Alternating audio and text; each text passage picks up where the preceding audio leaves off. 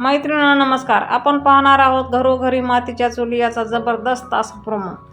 ऐश्वर्या, सारंग आणि जानकी अंगणाच्या बाहेर जातात. त्यांना एक मोठा खड्डा दिसतो आणि त्या खड्ड्याजवळ जाऊन पाहतात तर तिथे विक्रांतची डेड बॉडी असते.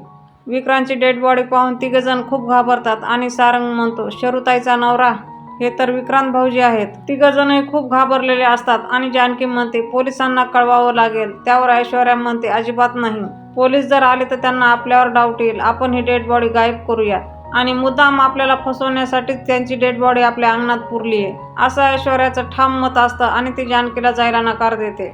जानकी हट्टाला पेटलेली असते आणि जानकी रागात म्हणते, असं काही होणार नाही. मी पोलिसाकडे जाऊन आले, तुम्ही इथेच थांबा. आता ऐश्वर्या पण काही कमी नसते. ऐश्वर्या जानकी गेल्याच्या नंतर सारंगच्या मदतीने ती डेड बॉडी उचलते आणि गाडीच्या डिक्कीमध्ये टाकून देते. त्यांचा प्लॅन असतो आता ती डेड बॉडी घेऊन जायची आणि तिची विल्हेवाट लावायची.